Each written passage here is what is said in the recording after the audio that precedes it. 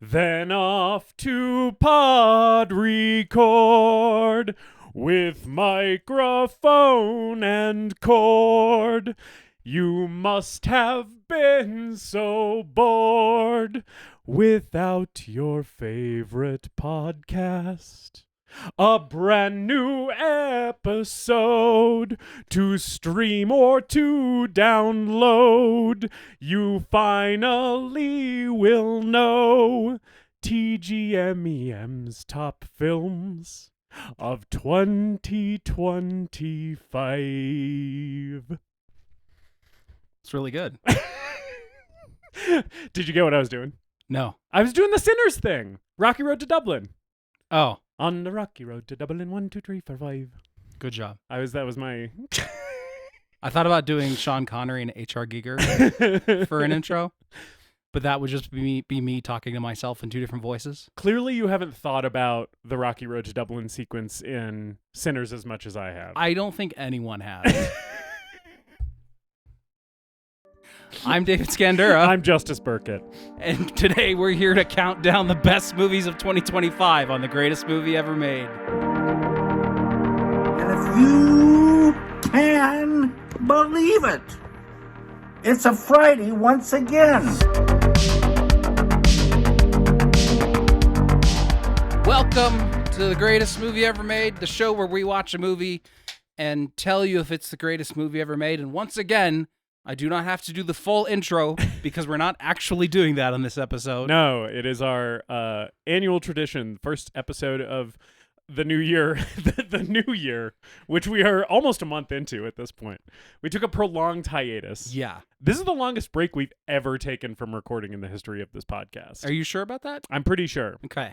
I think, because it's been about 3, maybe 4 weeks since we I know we recorded. took a pretty big long break last year Yeah. too, but like I think I needed one. Mm-hmm. I don't know about you. Yeah, me too. I had to go to fucking Canada and shit. Yeah. And you had to find a new job, which Yeah. I don't know if you planned on talking about on mic, but I just made that decision for you. Yeah, I had to look for a new job, and I found one, and I'm actually still applying and interviewing for other jobs in the process. Hey, man, that's too. how it goes. So like, I don't know, we'll see. Yeah. But we're not here to talk about that. We're here to enjoy a few small beers A couple of small beers. and talk about the best movies of 2025.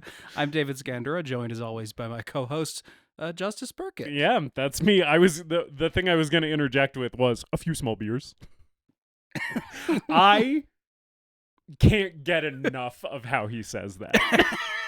As much as the Rocky Road to Dublin sequence from Sinners has been my obsession, my film obsession this year, fucking Benicio del Toro's performance in One Battle After Another is maybe the best thing that happened in movies. I keep watching the scene of him getting arrested where he does his little dance. God damn, I love him. I love him. I love the scene where he gives the rifle to Leo too. And he's like just treating it with so much like ceremony, but like subdued. Like he's like a spirit guide for like the armed left, you know? And I'm just like so here for it. I love him so much. Yeah. Oh, sensei. Yeah. What a fucking performance. Yeah, I'm sure we'll be talking about One Battle After Another. That's, I think that's inevitable. I think that's guaranteed. Yeah. Yeah, I guess. How are you doing? I think we do this on these. We don't do recommendations because that's the whole episode. Right. Yeah.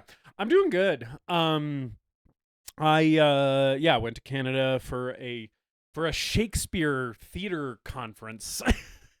Very different than the professional conferences of yore when I worked in the tech industry, which were mostly boring and like I was like struggling to stay awake. But then they would also like pay for like really extravagant fucking outings and shit. So it's like it was sort of worth it because it's like, oh yeah, you have to sit in conference rooms and like learn about fucking setting OKRs for your program, like whatever, you know. But then you get to do a food tour of San Francisco. I didn't even know what that sentence meant. It sounded fucking gay. I hate that I used to have to talk like that, and I love that I don't have to anymore.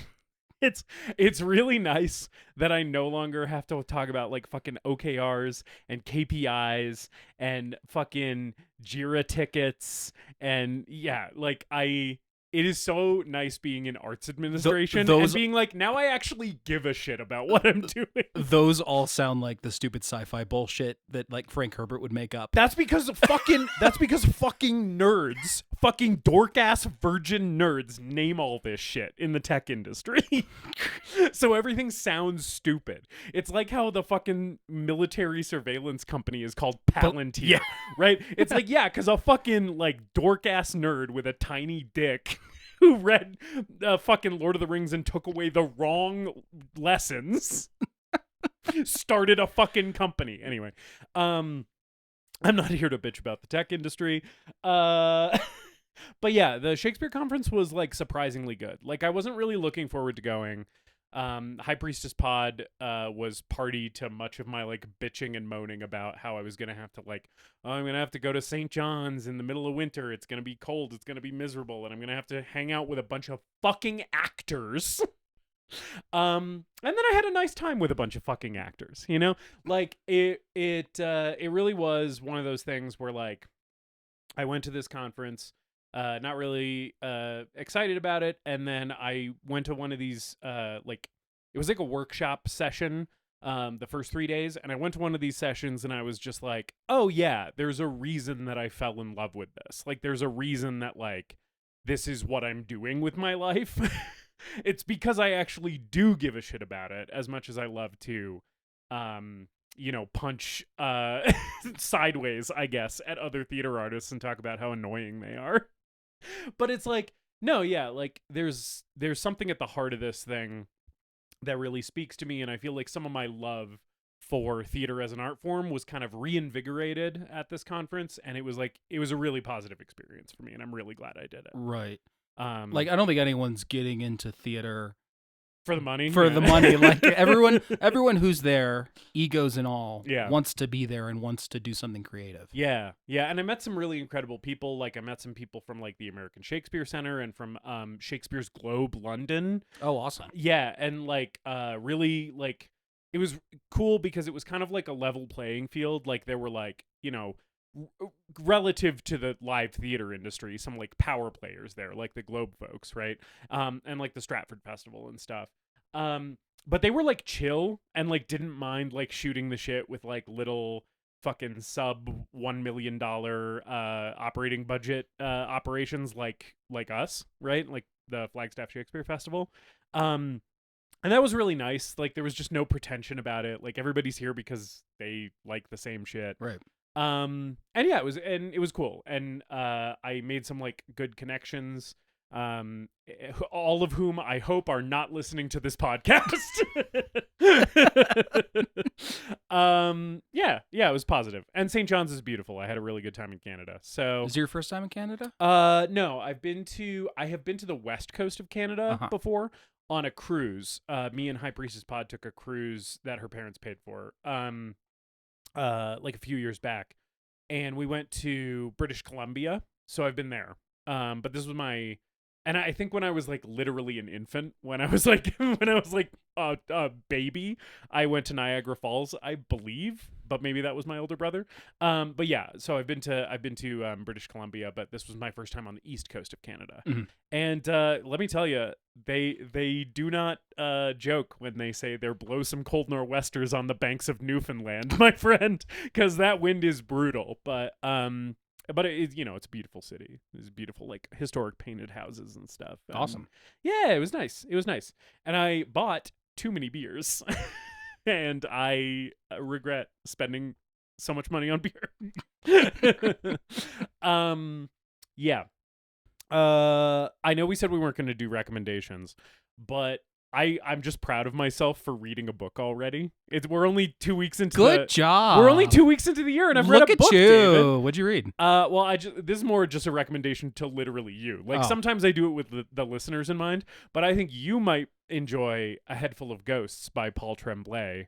which you can check out from High Priestess Pod's library Library. if you so choose. I already have a book that's been checked out Right. for over a year Yeah. that I've read 10 pages of. Yeah. So I'll have to talk to her about that. But A Head Full of Ghosts was really good, and it made me interested in more of Paul Tremblay's books, which is the next thing that I'm planning on reading is another one of his, because it was really good. Cool. Yeah. How are you? I'm good. Good. I found a new job. Had a nice little Christmas holiday. And yeah, I don't know that there's really that much to talk about. I think I just got a little sick of talking into this microphone every week and having to listen to my own voice. And my voice. And then you had to leave for about a week, so we just put this off. Yeah. But yeah, I mean, I'm doing good. I've been going to the gym a little bit more frequently. Not quite back on the horse fully. Yeah. I'm in a similar spot with that stuff where it's like I've been doing it more consistently, but not as consistently as I once was. Yeah. Yeah. Yeah. So let's talk about some fucking movies. Yeah. How 2025 in film. Yeah, how did you feel about the year overall? So the year overall, my year with film overall, I think is different than the year in film. This is a thing I've been thinking about going into this episode because the last couple best of the previous year episodes that we've done, I have been trying to like watch some of the big important releases so that I don't come across as like ill-informed or like quote unquote like the wrong type of film fan or something, right? Because I'm like, oh, I'm talking into a microphone on a podcast. I should know what the fuck I'm saying. And going into this episode, I don't know that that's ever been a factor in the 100+ episodes that we've done here. Touche. But I feel like I was making an attempt the last couple of times where I was like, okay, like before we record, I really have to hit this one. I really have to hit that one, you know?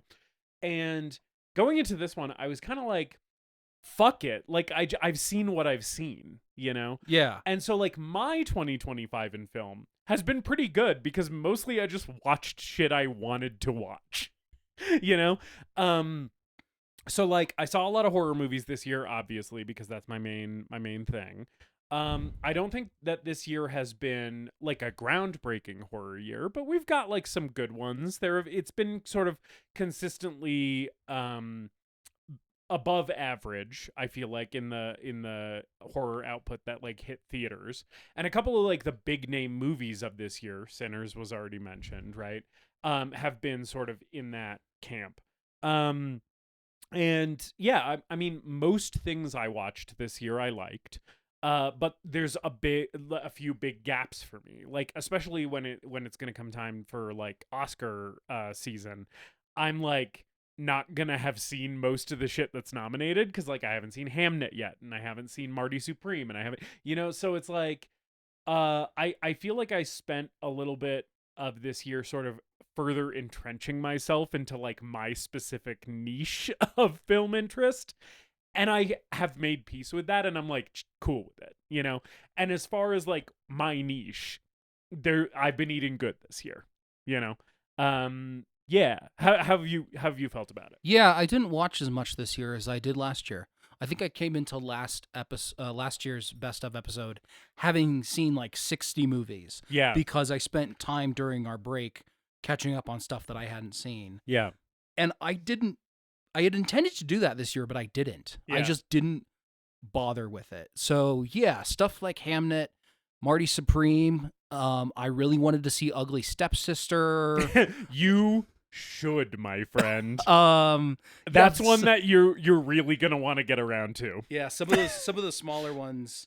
Let me see if I can ones that I haven't seen, so people maybe aren't expecting them. Yeah, neither of us have seen Marty Supreme. Neither of us have seen Hamnet. Resurrection. I haven't seen. It hasn't come here yet. I know I don't that even know what that is. Got some buzz. Sorry Baby, Train Dreams, Die My Love. Yeah, neither of us saw Die My Love. I didn't even go see the Running Man remake. No, me either. We did a whole Running Man episode to tie in, and neither of us saw the new one. I didn't see War of the Worlds.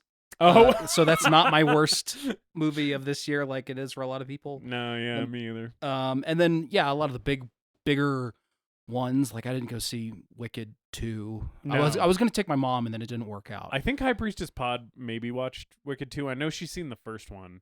But boy, oh boy, talk about movies I have zero interest in. Yeah. there were gaps in this year where there was just nothing playing at the theater that I wanted to see. Mm-hmm. And I stopped sneaking into movies this year because I got caught. You don't want to get a lifetime ban from the only movie theater in town. Yeah. And it's just like, yeah, I just don't need to go to the theater to see some of these movies. Yeah. And I mean, like, okay, theaters are dying, streaming is taking over, and I think that's a problem. But we also have to look at like rising ticket prices and the quality of actual theaters. Yeah, and, man, like, nobody has any fucking money to go to the movies anymore. And like eggs are $5. So it just didn't happen this year. Yeah. But I do have about 30 movies that I saw altogether. And this is the other thing. In general, I would say like 90 to 95% of the movies, including my top 5, Mm-hmm.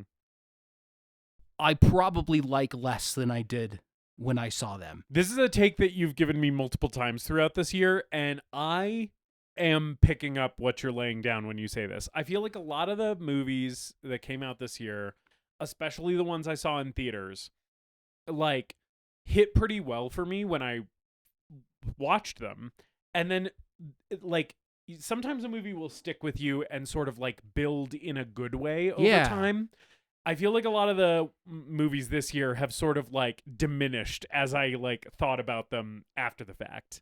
I think a big example of that this year for me was Bring Her Back, which is obviously like the Philippo brothers like follow up to Talk to Me, a movie that you and I both loved. And Bring Her Back for me, like I watched it and I was like, oh yeah, it's okay. I don't like it as much as Talk to Me, but it's all right. And then like 2 or 3 weeks away from that movie, I was like, did I like that as much as I thought I did? Like the more I thought about it, the more I was kind of like, I don't know if I ever want to watch that again, because I feel like if I watch it again, I'm going to like it substantially less. We will be talking about Bring Her Back. Yeah. I have thoughts on that film. Yeah. Yeah, but I felt that with a lot of movies this year. Mm. And looking back at my list, there was nothing that I went to go see in theaters twice. Mm-hmm. And there was very little that I can think had. of a couple who maybe would have earned it, though. Yeah, definitely. Like nothing. I don't think there's no movies this year that deserve to be seen twice. Yeah. There were a couple that maybe I would be interested in watching again, and some that I had thought about watching again before this, but everything I've seen on my list, I've seen only once. Same, by the way. I haven't double watched anything. I had planned to get in another viewing of 28 Years Later before we recorded this episode, but then again, I just decided, fuck it. Yeah. And I was actually thinking about even going to the movies today to see Marty Supreme or No Other Choice, which just opened, because I hadn't seen those yet, and I was interested in both of those, and I was just like, nah, I just don't have it in me this year. Yeah. So I don't know. This might be a little bit different than our past best of episodes, but that's fine. A little bit more allowed, low key. We're allowed to do whatever the fuck we want. It's our podcast. Yeah. Should we start with our worst? Do you want to talk about some shit that sucks? Yeah, let's talk about some shit that sucks. David, what is the worst movie you saw released in 2025? So, like, sort of indicative of the thing I just said. The worst movie that I saw this year is just kind of the worst by default. It is not offensively bad. It is not wildly incompetent. It just so happens to be the worst film that I saw. Last year I saw a lot more bad shit because I was a fucking sadist. But my worst movie of this year is The Conjuring: Last Rites. Yeah. Like, what a boring answer.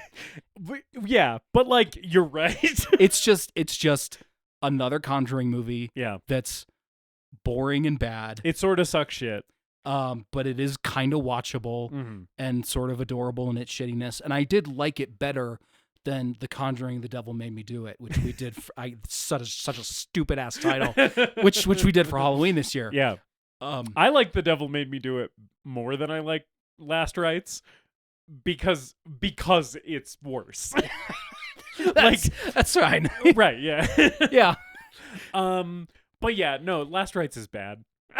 It's not good. Yeah, but like you still got Patrick Wilson and Vera Farmiga are still carrying this franchise on their backs. Oh yeah. Without them, it is unwatchable. Yeah, it is because the franchise is anchored by those two performances. It's like, yeah, I'll show up for another one of these. Who gives a shit, you know? But it even seemed like in Last Rites they were kind of tired. Like Patrick Right. Wilson like brings it always. You can feel it. You can feel that they're ready to be done with it. Yeah. He's not playing checked out, but you can just kind of tell that he just doesn't have the energy in this franchise anymore.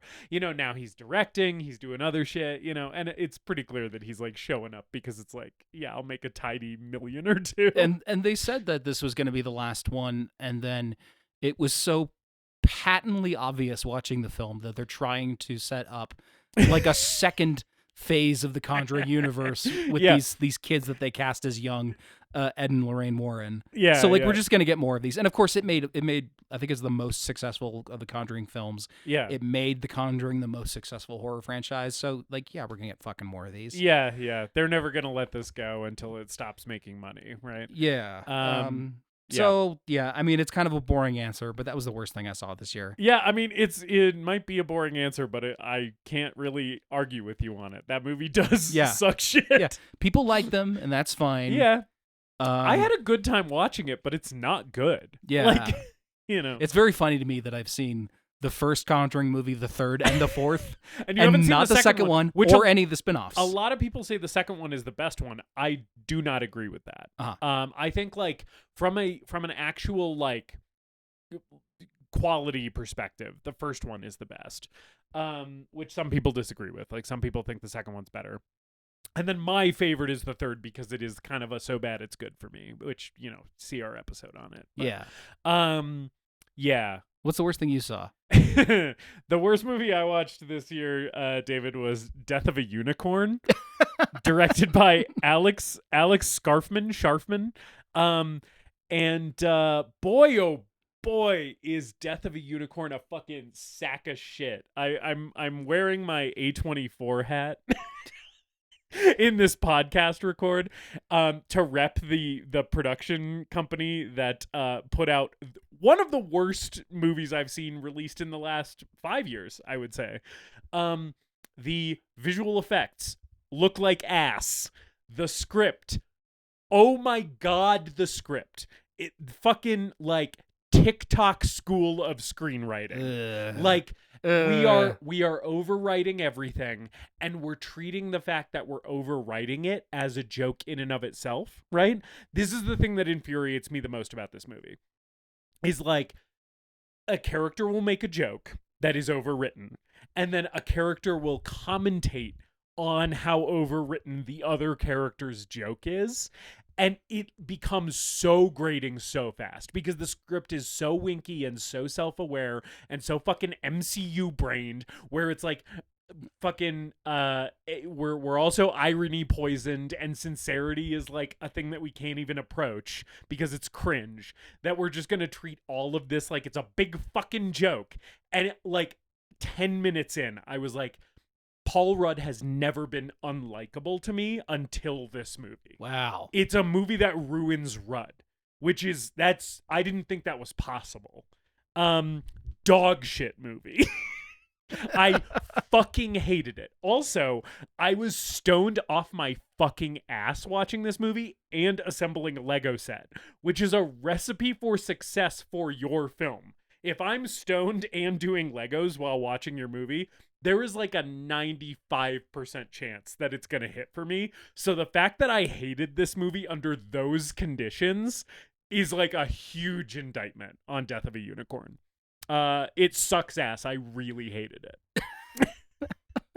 Yeah, A24 this year has put out a lot of movies where I've seen the trailer and been like, okay, we'll see how that turns out. Yeah. And then I hear middling or negative things and I just don't see them.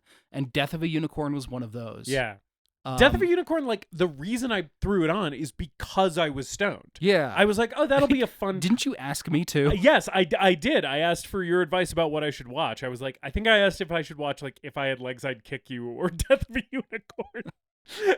And you rightly were like, Death of a Unicorn seems more like stoned watching. Yeah, like And it was a better build stoned a- watch than if I had legs, I'd kick you. you build a Lego set to the stupid movie. Right, yes. But boy, oh boy, like, just fucking, we're like scraping the dregs of like the fucking Cocaine Bear, like lol random school of horror comedy with that movie. Like, this is a movie that makes me really appreciate competent horror comedies, Oh yeah. even halfway competent horror comedies, you know, like I would say Anna and the Apocalypse is more than halfway competent, but like by comparison as a horror comedy, like Death of a Unicorn makes Anna and the Apocalypse look like Shaun of the Dead. Like you know?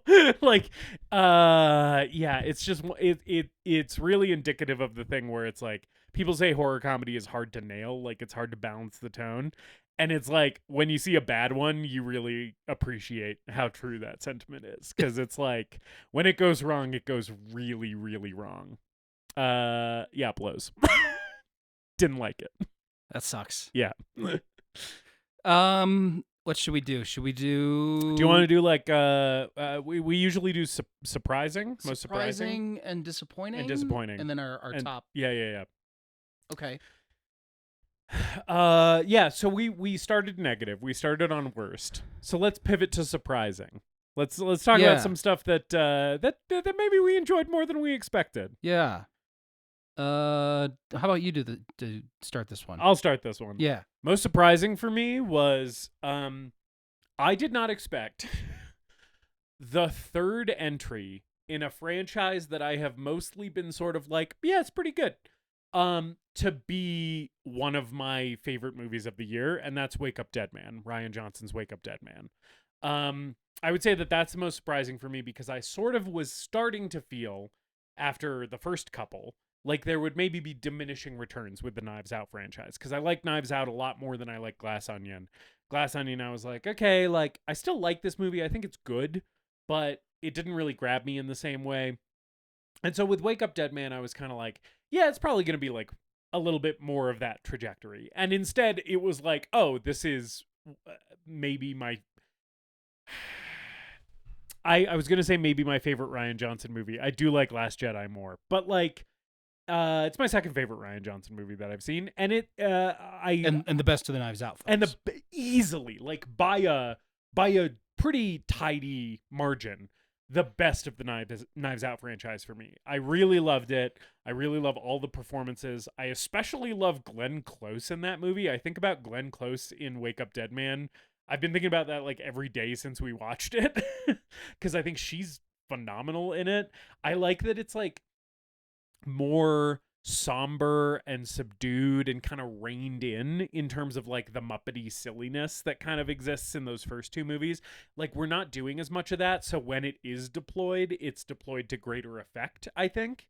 Even Benoit Blanc is like more like reserved in Wake Up Dead Man. He's sort of playing second fiddle in that to Josh O'Connor. Yes, which I really like.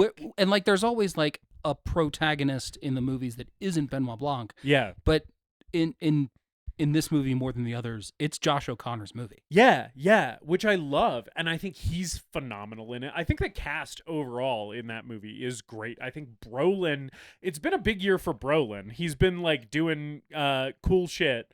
I love him in Weapons, but like him in Wake Up Dead Man is like, I was like, oh yeah, this is like genius casting. Like he's clearly the right choice for this because he's kind of being this like Trumpian figure, but he's also kind of embodying the whole like alpha male thing. And he leaves such a big impression in that movie, even though he's like not in that much of it. Yeah, I really love the cast. I love visually, I think it represents a little bit of an evolution in the Knives Out franchise. Like the first couple feel like very kinetic and kind of manic in a way that you can also see Rian Johnson in that mode, like in The Last Jedi. And it feels like in Wake Up Dead Man, he's like allowing the audience to sit with stuff and allowing the visuals to breathe a little bit more, and it feels a little bit like him like maturing as well as like a filmmaker, and it like that's always really cool to see. And also they play Larry Norman in that movie. Which blew my mind because that's like a Christian artist from the 70s that my dad was into that nobody knows about. You're not on TikTok, but what also happened was a bunch of fucking Zoomers discovered Tom Waits watching shit. that movie. Hell yeah, dude. Everyone was like jump scared by Tom Waits' voice during the credits. Yeah. Come on up to the house. Yeah. I had a great time with Wake Up Dead Man, and I didn't really expect to. I expected to have a good time with it, and I had a fantastic time with it. That's awesome. Yeah, I loved it. I had the opposite experience with that movie. That's fine. Which That's is fair. not that I dislike it, but I expected to have a really good time watching it, and then I don't know what it was. The movie just kind of bounced right off of me while we were watching it. That'll happen. And I basically agree with everything you said in terms of like the quality of the film. I think it is so thematically mature in terms of its writing, and the things that Rian Johnson's grappling with in that movie feel more relevant and poignantly delivered than his commentaries in the other films. Yeah. I think I just had a bad watch with it. Yeah, that's fine. And I will just need to find some time to watch it again. So I don't dislike it. I don't really have a strong opinion on it one way or another at this point. Yeah. But yeah, I'm glad that it surprised you, and it seems like for a lot of people, it's their favorite of the series too. Yeah. Really worked for me. What's your most surprising movie of 2025? My most surprising movie is actually in my top 10. Okay. It's number 10. And that's an animated film that premiered on Hulu called Predator Killer of Killers. Oh, yeah. You've talked a little bit about this on mic before. Yeah. I was not expecting great things from this movie. I was like, I'm sure it'll be fine and fun. And then some reviews were kind of mixed on it. And I don't know, Dan Trachtenberg just keeps giving us good Predator movies, and I think this is a really fun one. That's pretty creative and well animated. Hell yeah. I am really interested in, like, I hope they keep doing this style of film for the Predator series, because I think there's a lot of potential to keep exploring the Predator in different historical time periods. Yeah. Through Which animation. We've talked about before. Yeah. Because it's gory and violent. But yeah. it doesn't lose sight of being a fun, engaging Predator movie. And I think the way it ties things together at the end, where minor spoiler alert, but the three anthology stories converge for a climax, and it's a really fun climax. I don't know, just like if you were building a Lego set and smoking weed. Yeah. Put on fucking Predator Killer of Killers. Hell yeah. It's better than most Predator films. Yes, and I would venture to guess it is leagues better than Death of a Unicorn. Oh yeah. Yeah.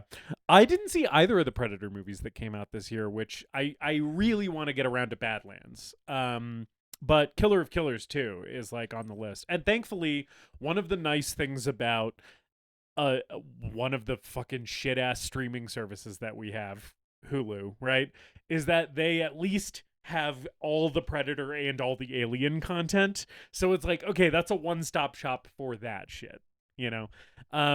It's annoying when it's like piecemeal. Like, oh yeah. Yeah, because like I don't even remember where it was, but I was watching all of the Nightmare on Elm Street movies this year, and like one streaming service, I think it was maybe HBO Max or something, had like all of them except one of them, and that shit drives me fucking insane. So at least I know if I want to watch Predator, I can just go to Hulu and they have it all, you know. Yeah. Yeah.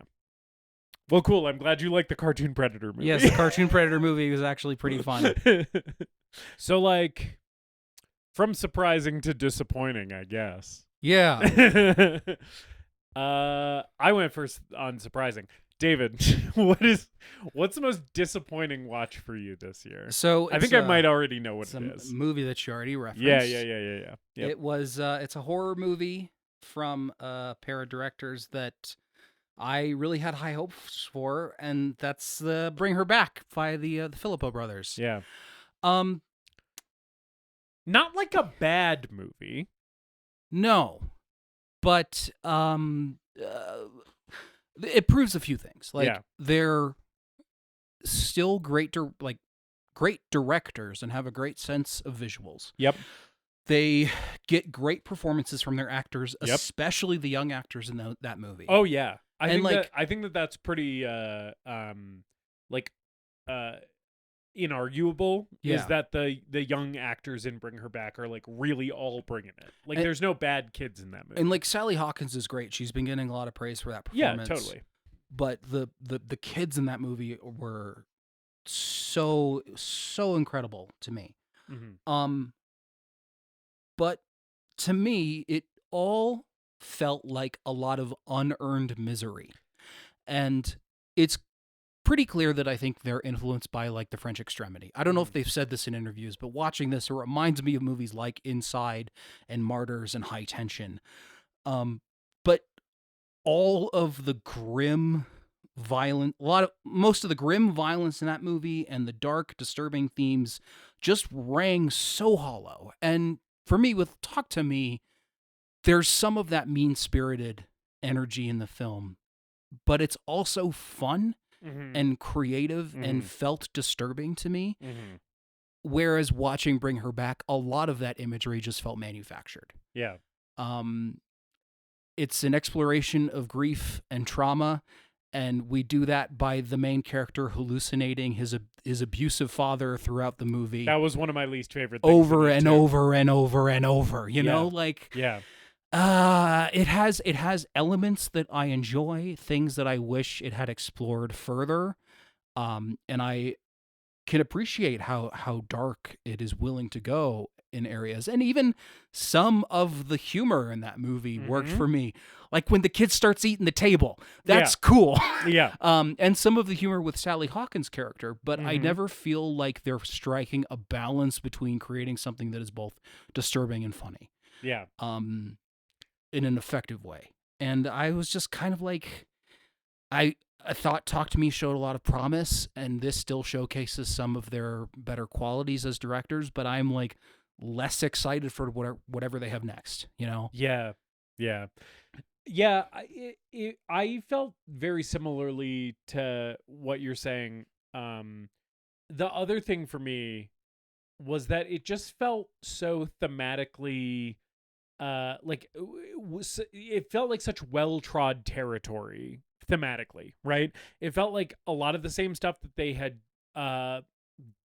kind of explored in Talk to Me, right? Themes of like grief and loss and trauma and stuff. And it's like there's the meme about how like every horror movie is about trauma now, which is like very much kind of Bring Her Back is sort of emblematic of that, right? Yeah. There's truth to the sort of stereotype that like quote unquote elevated horror is kind of becoming a little one note. But also like I feel like the movie presents a lot of interesting ideas that then don't go much of anywhere, right? It's like, oh, hey, like there's like the whole like salt circle thing, and like that is like a really interesting thing that is used as a plot device like one time, you know? And it just like it feels like they had a cool bag of tricks that they didn't really know how to use in this movie. And it feels like in Talk to Me, the sort of plot devices are in service to the story. And here it kind of feels the other way around. Yeah. Like in Bring Her Back, it sort of feels like they were like, okay, we need to craft a story around these cool, crazy, extreme moments that we've thought up, you know? And it feels like the connective tissue just doesn't have as much substance to it as their debut did. Yeah. Which is sort of the thing that I was mulling over a few weeks after seeing that movie. Because, like, my first impression of it was like, oh, yeah, it was good, you know? And then I thought about it more and I was like, there's not really that much there, you know? It really reminded me of my experience with Heretic last year. Mhm. Where I saw Heretic in the theater and I was like, oh, yeah, it's okay. And then the more I thought about Heretic, the less I liked it. And I felt very similarly about that. Yeah. So I agree with your pick. Yeah. What's yours? So this is going to be a little uninteresting, and I'm glad that we had a lot of bring her back chat, because mine is just Conjuring Last Rites, which you already called out as your worst.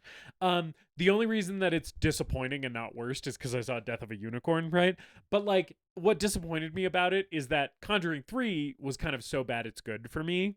Conjuring 4 was kind of so mid it's mid, you know?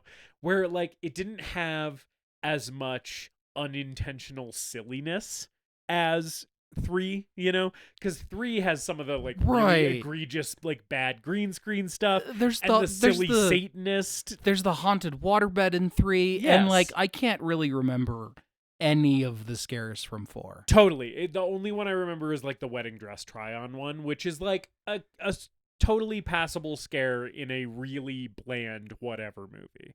And like the only like so bad it's good laugh I remember having is like when all of the fucking Warrens former clients show up at their daughter's wedding like it's the Avengers. That was fucking hilarious. I knew that happened in that movie, but seeing it was something else. Where it's like, yeah, they're all like nodding at her as she's going down the aisle. Like, there's that little girl of those fucking spiritualists who saved my family from demons. It's also like, did the filmmakers listen to our episode because they finally decided to make the daughter a character? And boy, oh boy, is she flat and whatever. Does she leave absolutely zero impression I on don't you? even remember her name. And they say it a bunch in the movie. Nor do I remember her boyfriend's name, and like him like winning fucking Ed Warren's favor by beating him at ping pong or whatever is happening in that fucking scene. Yeah. I don't know, man. Yeah. Fuck off. So, you know, I went into Conjuring the Last Rites expecting to at least have fun, and I kind of had a medium time, which disappointed me. Because I was like, I thought there was maybe going to be something here, and instead there's kind of nothing there, you know? And it is so goddamn long. That movie is so fucking long. I think it's over 2 hours. Yeah, I think it is. There is zero reason for the fourth Conjuring Conjuring movie to be over 2 hours long. Like, it's offensively long. I mean, I guess the other thing that, like, if you count it as a film, this is, like, just a little asterisk, like, special mention in most disappointing. I know people logged it on Letterboxd because it was theatrically released, but it isn't a movie, is the Stranger Things finale. And like, man, what a fucking wet fart of a Did finale. you watch? I did. You watched I Stranger watched Things Stranger season Things 5? 5. Yeah. Okay. While I was working, I was like, I'll throw this on, and I watched it, and it's like not good. But I had seen all the other 4 seasons, so I was like, yeah, I'll see this thing through the end, and like, yeah, it's bad. It's not good. That sucks. Yeah, it sort of ends on kind of like the crazy thing, and I know you haven't seen it yet, and you probably intend to. So I won't spoil too much. But the crazy thing is like the climax of the show happens, and you're like, wow, there's still an hour left in this last episode. Surely this is a false climax and more action will happen. Mm-hmm. No, dog. No. That is 1 hour of falling action. They Return to the King it? Oh boy, do they. Like, oh man. But without like earning it. Without doing it well? Yeah, like right. Like my third favorite film of all time. Ooh, it is just like an truly over an hour of falling action. Oh wow. Until it becomes dragging action, and it's just like, just put us out of our misery already, please. It's I've seen Game of Thrones comparisons. I never watched that last season of Game of Thrones, but boy oh boy, does it start to become like, why did I like this show at all?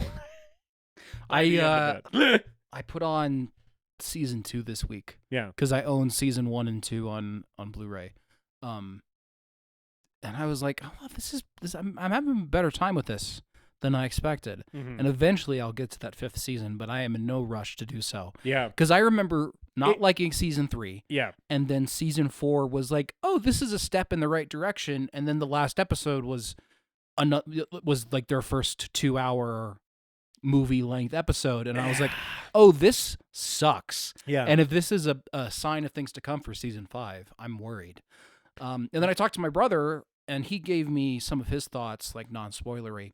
And eventually I just asked him, like, does this season play things safe or does it take risks? Ooh. And he said it played it safe. And I was like, it. that sounds so boring to me. It plays it, I would say, like, offensively safe. Like, it starts feeling like this is a Saturday morning cartoon and there are no consequences to any of the action. That sucks. Yeah, it's not good.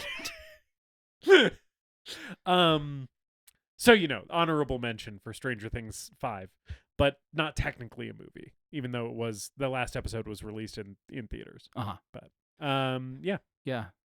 Okay, let's talk about our top movies of the year. Do you have a 10 through 6 or any honorable mentions that you want to throw out before we get to your top 5? I had planned on, because 5, the number 5 spot on my list was insanely competitive. I ended up locking in a single title.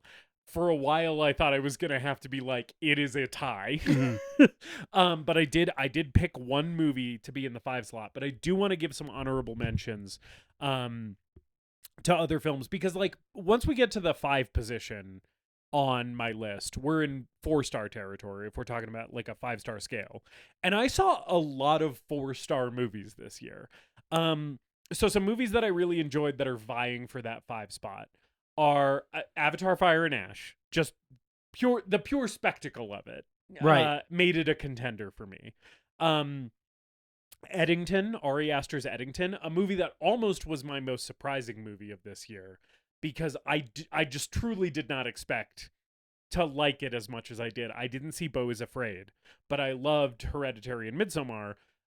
So I was like, yeah, Ari Aster, like, is still on my good list, but I liked it more than I thought I was going to, based on the sort of mixed critical reception that it was getting. I also really want to give a shout out to, already mentioned, The Ugly Stepsister, which I watched today, this morning.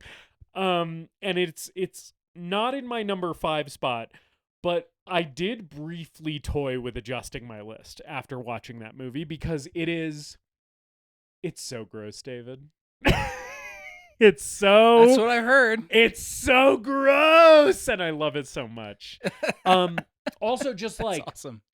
really, really phenomenal lead performance from the actress whose name I should look up. It's a Norwegian film, so I haven't seen this actress in anything else. But I do, yeah. So her name is Leah Miron, who plays Elvira in that movie. And, like, I have never seen an actress in a movie deliver so many different screams that are all some of the best screams I've ever heard. It is one of the best screaming performances of all time. And also, she has a lot of pathos, and she plays the quieter moments of the performance really well. But yeah, like, a real powerhouse, and like, everybody's good in that movie, but the lead deserves special recognition.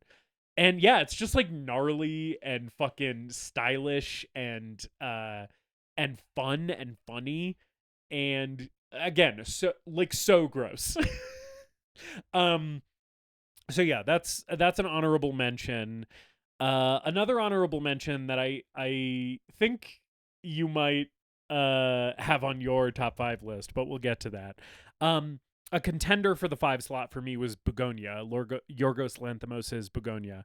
Really loved that movie. Love seeing Stavros as a big fat cop who molested Jesse Plemons. I think Emma Stone's great in it. I'm sure we'll probably talk about Begonia more. Weapons as well was a contender for my 5 slot.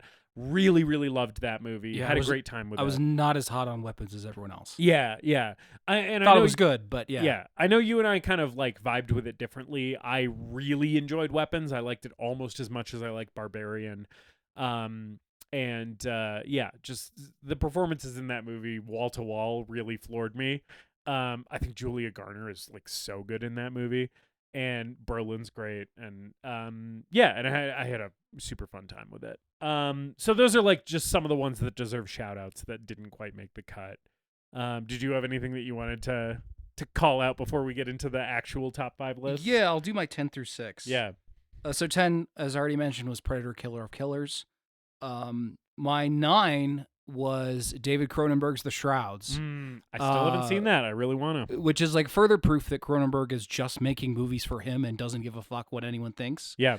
And it ended up being like a profound and heart-wrenching exploration of what it is like to die under capitalism. Oh, yikes. The one hiccup I have with that movie is Vincent Cassel's performance is very hard for me to pin down. It seems to vary from line to line whether or not I like his performance. So, okay. So this is interesting, you mentioning this as one of your kind of like contenders for a top spot that didn't quite get there, because I had the same holdout with Eddington, with Joaquin. Joaquin's performance in that movie, I was like, is this working for me or is this totally miscalculated? And I couldn't fucking tell the whole movie. So I get what you're talking about. Yeah. But as someone who's experienced grief in a couple of big ways in the last year or so, watching that movie was like a pretty emotional and powerful experience. Mm-hmm. And I think it's worth seeing if you haven't. You and sitting across from me and the listener at home. Yeah. Number 8 is F1. I like cars that go fast, and this movie has cars that go fast, and almost nothing else about the movie matters other than that. The script is so predictable. It has every racing stereotype and cliche in the book, but Brad Pitt has a huge cock and just delivers the fuck out of the script, and so does everyone else. Yeah. And Hans Zimmer does synthwave, and it whips ass. I have heard some of the Hans Zimmer score, even though I haven't seen F1, and it bangs. I mean, the man doesn't miss. This is probably my little sister's favorite movie of the year is F1. Did you know my little sister is like a big Formula One head? I learned that at Christmas. Yeah, but right, I didn't know that she had seen the movie. Yeah.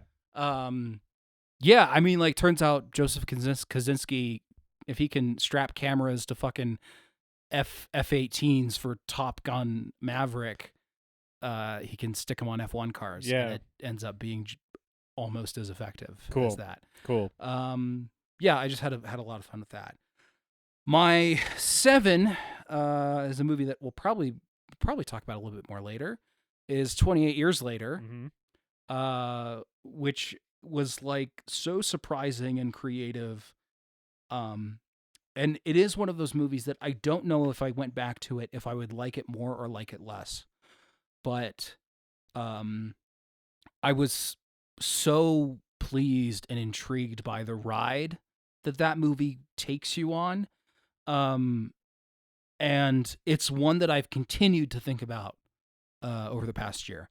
Also, like, so crazy for Boyle and Garland to return to this property after like 2 decades. Yeah. And for the juice to be still there or back or whatever, you know? Because I feel like we've seen so many examples of the same thing where it's like, oh, you know, a director or writer is going to return to the legacy thing that like made their name. And it's like, you know, diminishing returns. Like, their heart's not really in it anymore. They're doing this for a paycheck. And it's like, no, it's really clear that Boyle and Garland were like, we have something to say here. It reminds me of Twin Peaks: The Return a little bit, in that it has been so long since the original and feels in some ways thematically distant from the original, but it's the original creator coming back, or creators coming back with 20 plus years of things to say, and deciding to use a pre-existing IP that they established to express them through. I think that's a great comparison. It does really feel similar to me in that they're like, okay, like we have a lot to say about the world and Like, how it's changed since the first movie. completely in this unconcerned with franchise. nostalgia. Yeah. And they're just like, okay, we know that people are going to listen to what we have to say if we slap a 28 whatever's later on it. Yeah. But also with a lot of like reverence and care and love for the world that they created, much like Lynch in The Return. Yeah, right? yeah. And also Alfie Williams as Spike. He's one of the best performances of the year that's gone completely undersung. I'm going to say one of, if not my favorite child performances of all time. Yeah, I think he is maybe one of the best kids I've ever seen in a movie, if not the best. Yeah, he's up there for me. Yeah. And number 6 is Avatar: Fire and Ash, which I'm still like trying to figure out how I feel about it. That movie. It's funny that James Cameron was like, I shot this movie at the same time as Way of Water, and I'm gonna be releasing it like pretty shortly after, like, but in James Cameron terms, right? Right. And James Cameron's plans are Right. measured in centuries. right. and so as an audience member, I'm thinking, okay, this is gonna continue the story of Way of Water and probably conclude it in some kind of way in case 4 and 5 don't get made. And instead, what he chose to do is be like, hey, you remember Way of Water? Let's just do that again. But it's not though. It's not. It's not. But it is, but it's not. That's the thing I expected, was it would follow a similar structure to Way of Water, where Yeah. it's like our exposition in the first act gets us back into the world and changes things, and then our second act is a little bit more relaxed and we get to explore the world some more, and the third we have a big action sequence. This is just like an assault throughout. It is Yeah. just action sequence after action sequence after action sequence, and characters getting captured and saved and then captured again, and he's following through on some of the themes that he did in the last movie and exploring them further, but also just leaving so much hanging for 4 and 5. Yeah. It feels like it was made by a guy who's expecting 4 and 5 to get made. Yeah, it really feels like there is no world in which he thinks this is the end of the franchise. Yeah. Yeah.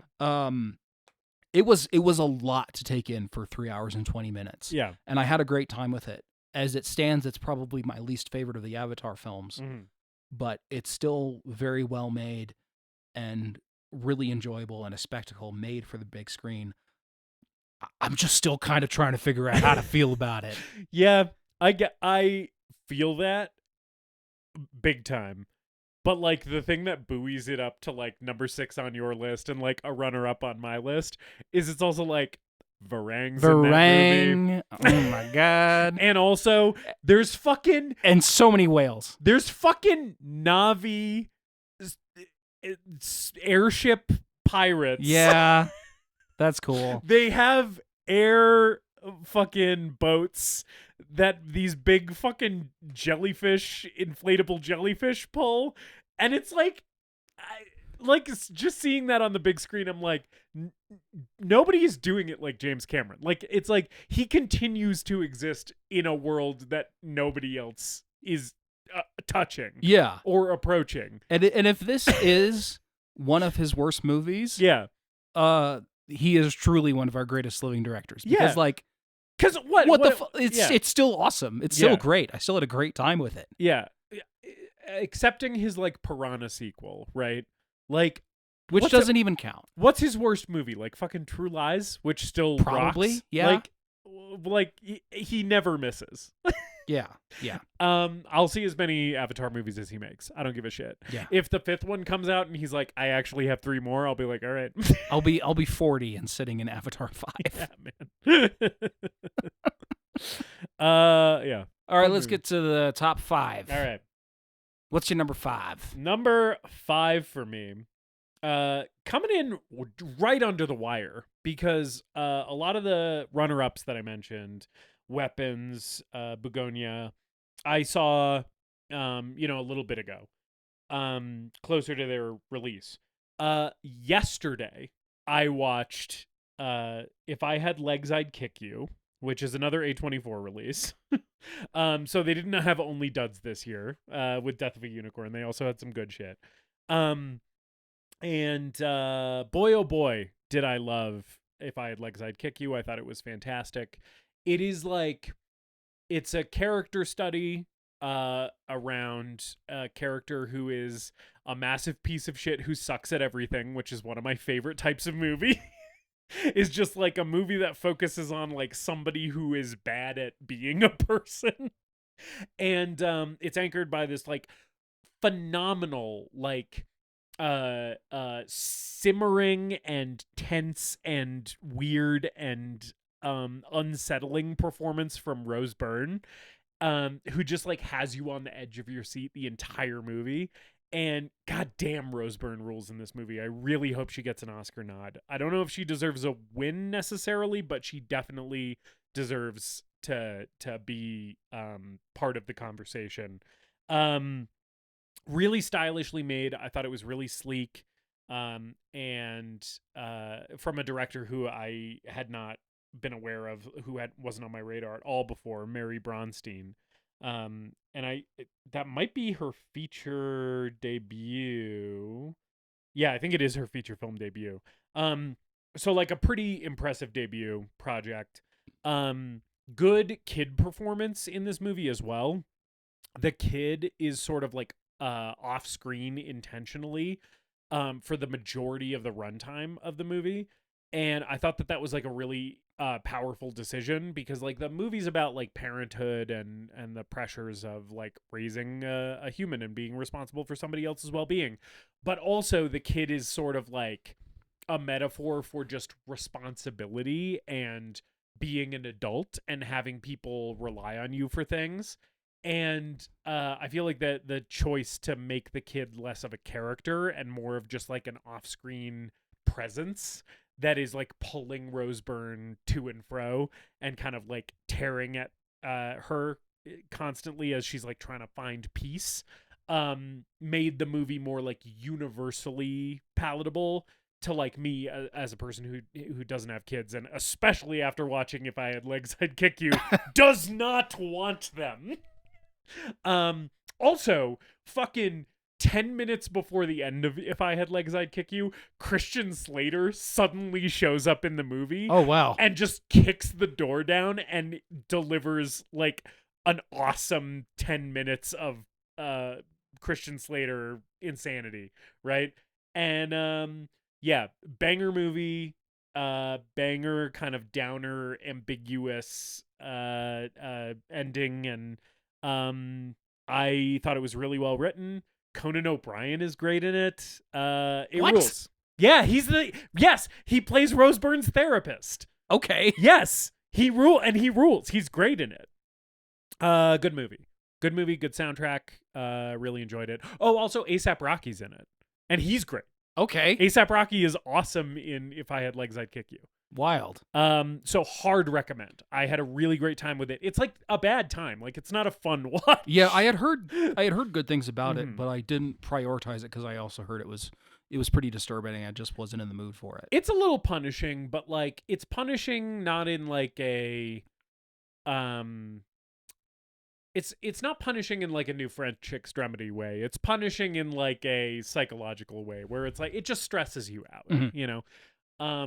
Oh, also, I do have to give a call out. The thing that put it in the 5 slot, the thing that gave it the leg up over like Begonia and Weapons and stuff like that, is truly one of the most hilarious puppets I've ever seen in movies.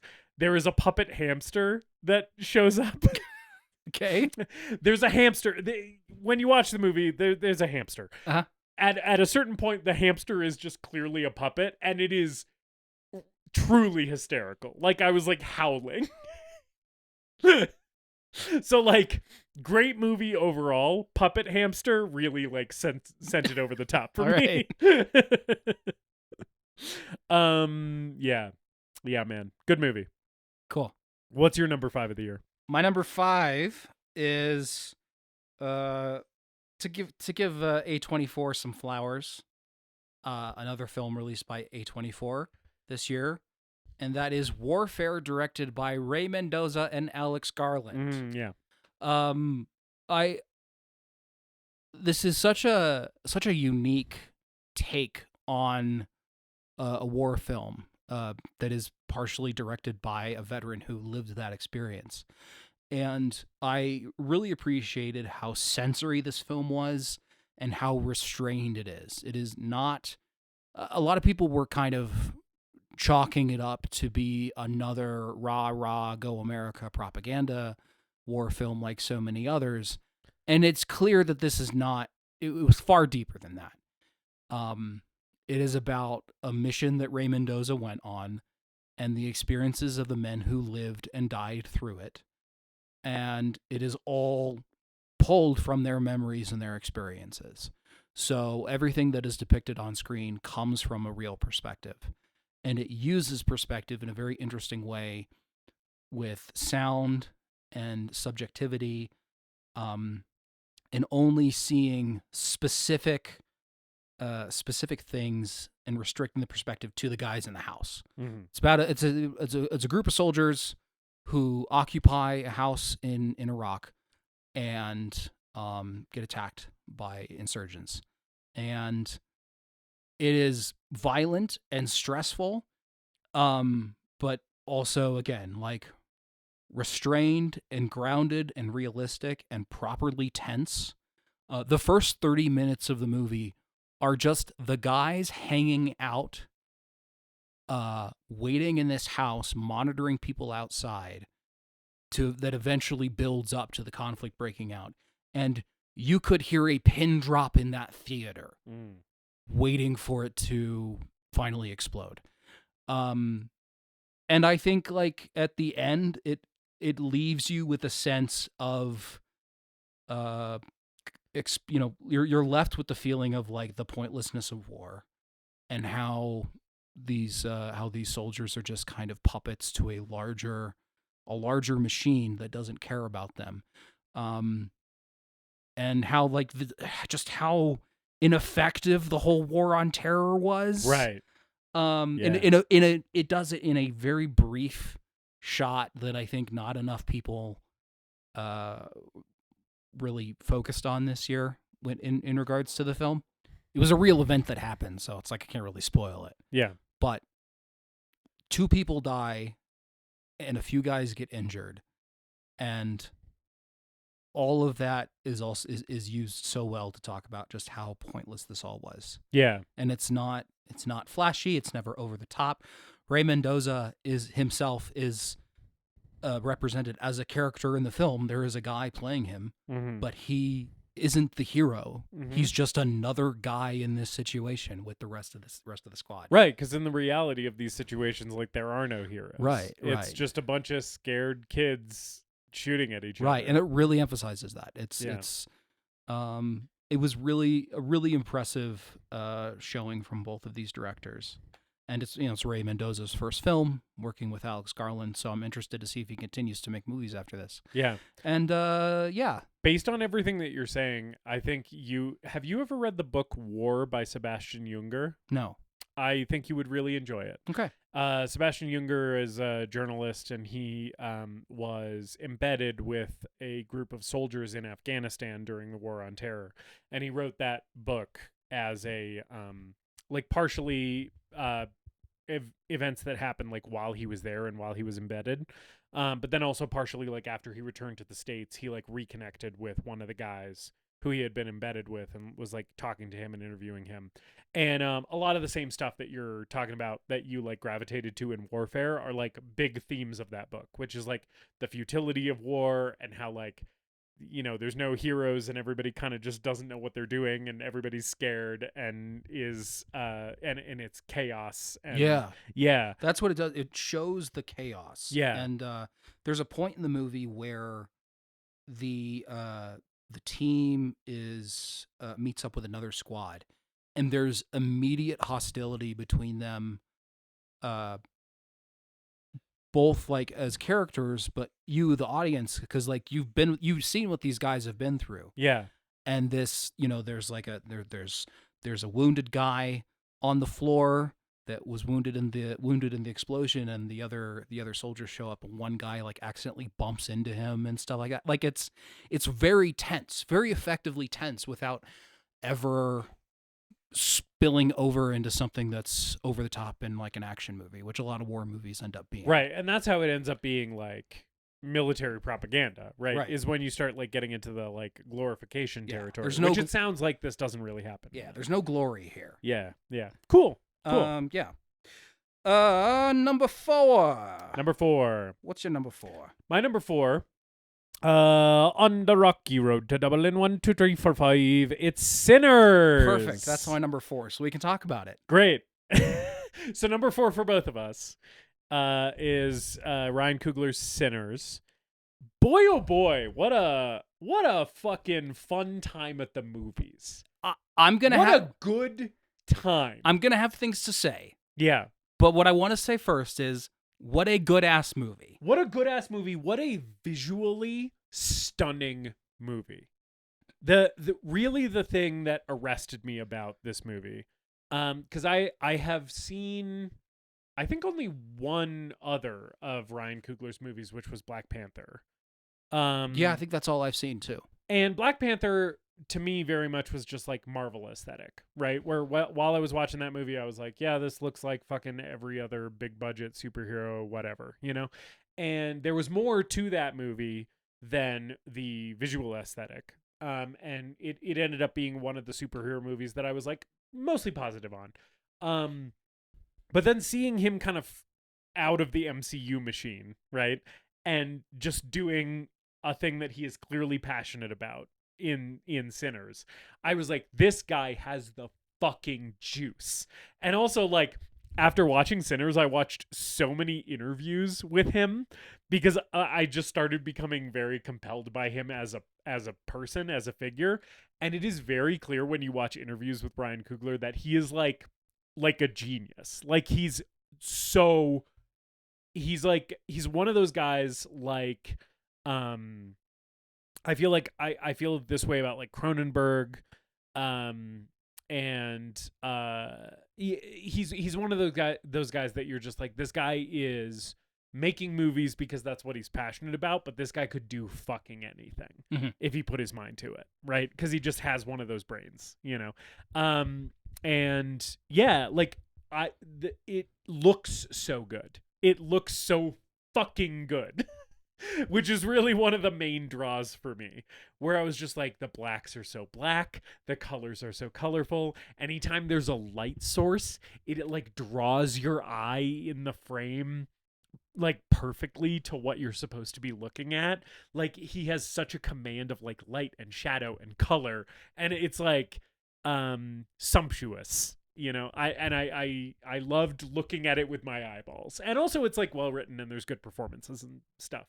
But like the main thing for me with Sinners is I was just like, God damn, what a beautiful movie to just sit in. Yes, you know? It's such a well realized world that Yeah. it completely immerses you in the time period in that setting, and is so essential to the story that he's trying to tell. Yeah. That like you couldn't set Sinners, you couldn't do it in any other setting. It would lose what makes that movie so magical. Yeah, like, for most of that movie, it is just like I am watching Ryan Coogler create magic. Yes. This was my number 1 for a good portion of the year. Yeah, mine too. But what I want to say is that I had some problems with it, and those are problems that eventually knocked it down to my 4 spot, and I also saw just better movies. But indicative of how most of my list, most of the movies that I saw this year, I didn't have the desire to go back and watch Sinners again. Yeah. Because of some of the problems that I had with it. For me, my Sinners is 60% the best period drama I have ever seen. Yeah. It is so immersive. Yeah. It has so many interesting characters, great performances. Yeah. It integrates Delta blues into the score and into just like the soundtrack. Dude, wonderfully. The fucking soundtrack and score in this movie, like, I feel like the hype that it has gotten has been totally earned. Yeah. I have been listening to the Sinners soundtrack for the last year. If this movie doesn't win Oscars for the music, I will be very surprised. It's gonna lose best song to K-pop Demon Hunters. It simply will. That would be its stiffest competition, I think. Yeah. The musical sequences are incredible in the movie. You mentioned Rocky Road to Dublin. Mhm. There's also like everyone's talked about it, the time traveling musical sequence. Oh man. It is so he is so committed to his vision for the world and this type of story, and the performances are compelling. Michael B. Jordan. There's just two of that guy. Michael B. Jordan. They just found another Michael B. Jordan. Like, that's not the same guy playing two roles. The subtlety in his posture and his mannerisms to differentiate Smoke and Stack, because like the costume department does the legwork of like, oh, one's in blue and one's in red. Yeah. But it's like even in close-ups you can tell instantly which one he is. Like there is so much, he is putting so much nuance into this dual performance, where I'm like, yeah, there's two of that guy. He's twins. Yeah. Yeah. So all of that's great. Yeah. For an hour and a half. And to me, then the movie goes from being 60% the best period drama I've ever seen. Yeah. To 40% of being an okay horror movie. And part of the problem is that the trailers spoiled so many of the big moments at the end. And I didn't like seek out the trailers. I wasn't watching the trailers for Sinners every day on YouTube. This was just like ads playing before YouTube videos or a trailer I saw at the theater that showed the characters that turn into vampires and some of the action that he saves for the end, that by the time I got to the third act, I was sort of like, what else does Ryan Coogler have in store for me that wasn't spoiled in these trailers? And the answer is very little, except for a great final scene that is marred by the worst creative decision of any movie that I loved this year, which is relegating it to a post-credit scene.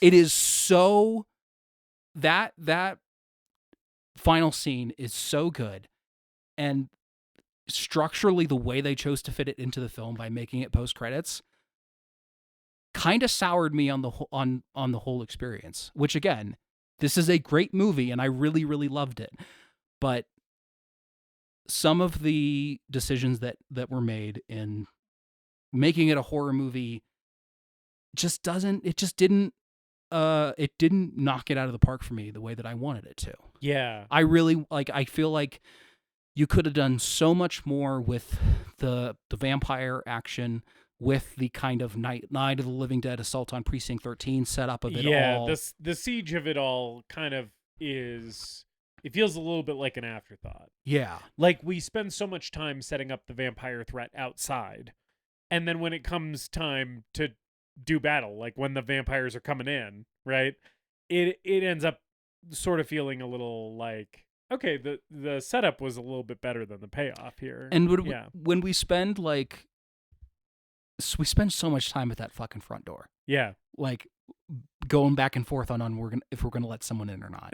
the second or third time it happened, I was like, this isn't tense for me anymore.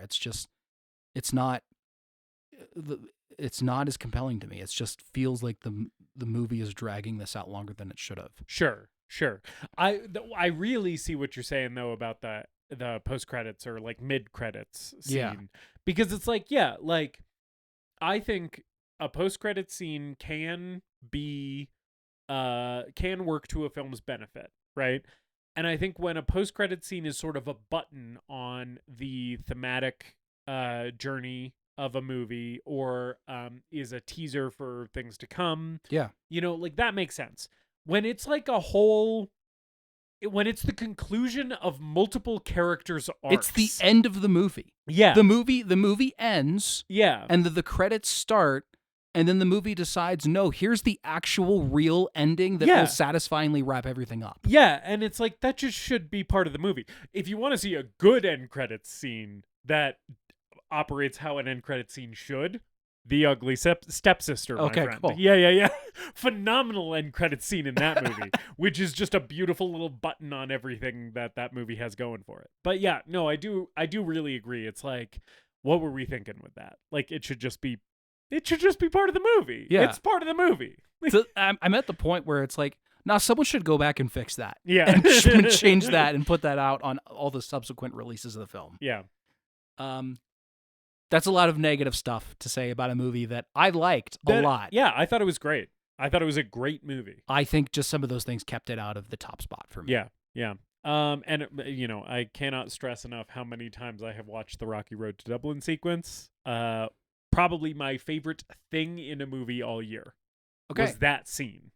It's my number 4 movie of the year, but it has probably my favorite moment of the year, which is the Rocky Road to Dublin sequence. Just the euphoria and the like seeing the villain sort of humanized in that moment where it's like what he's looking for is a community of people who understand his art and culture, and he just wants to share it with them so bad so that he can experience like communal joy. You know, I think that scene is perfectly placed in the narrative. I think it is beautifully played. I think the music is fucking phenomenal. And just like the joy of that moment, I think is so important to making the villain sympathetic so that the payoff of like his demise like hits you 2 ways, right? Where when he burns up in the sun, you're like good, but also you're like, fuck, man. Like he wanted to find a place where he belonged, you know? And I think that moment is so instrumental to that character journey. And I have not been able to stop thinking about it since I watched that movie. Yeah.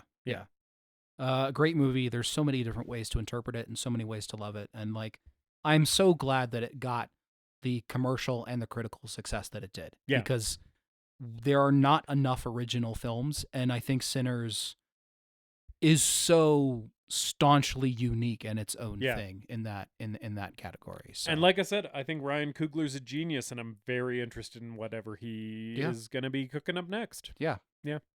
What's your number 3? Number 3 for this year is, we already fucking gassed up Alex Garland a little bit with the Warfare talk.